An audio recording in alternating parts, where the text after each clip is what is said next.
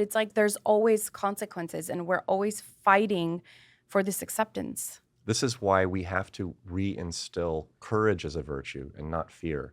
We have Yes. swapped out our altar of worship to Hmm. one where we worship fear. That's our new God.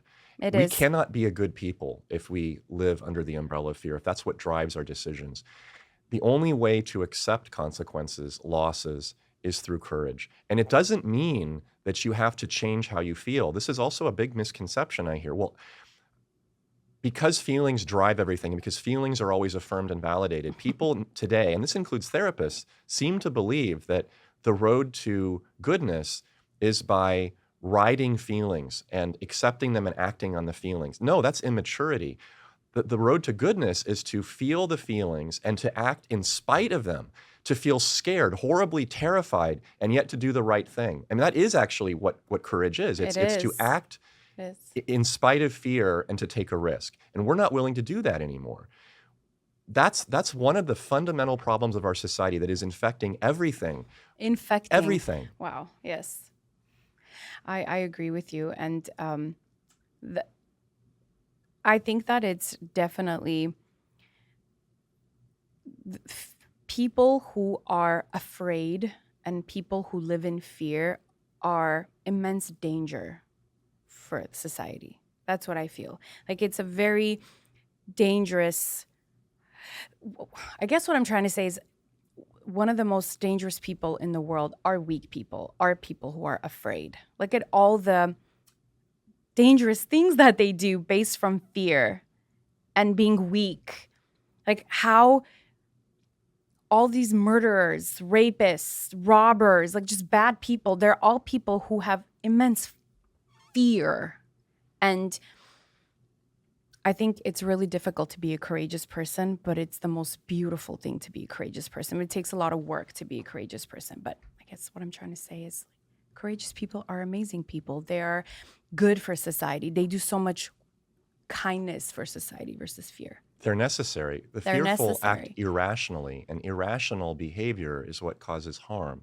And you can be a nice person, but be very scared, very afraid, and act very Yes. irrationally. I believe that the outliers today, Uh-huh. the eccentrics, the weirdos, are really the only ones that are doing good.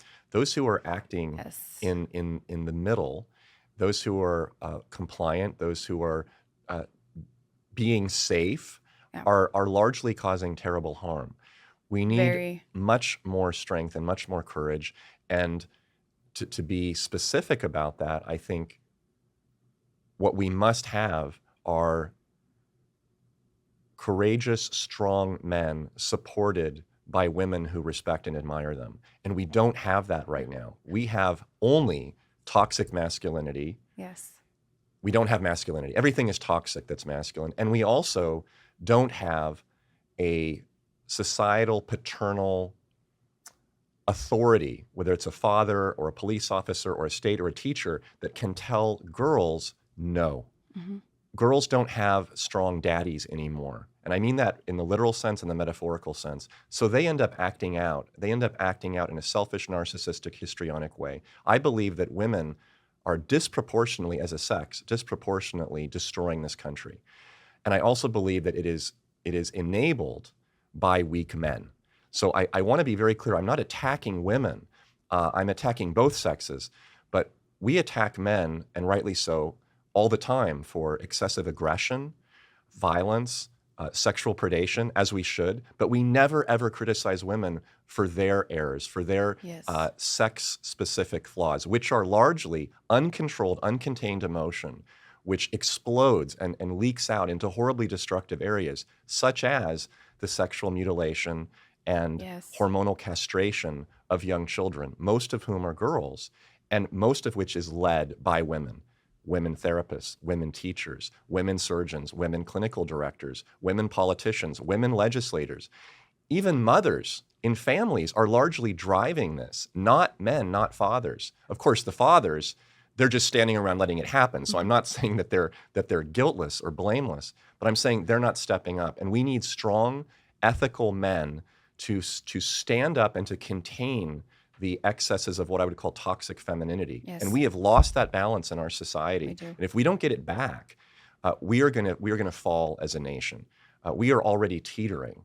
And we are very close to the precipice. So our problems today, we could say, oh, the political divide, a lot of politics. Politics is a symptom of an underlying problem. The underlying problem is much more cultural. It's much more foundational to psychology, values, community. And we're not addressing that. We're bickering about Republicans and Democrats. That's not the solution. The solution has to come back to the core, to the community, the family, to our values. We have to agree on that. Yes. We have to agree on truth.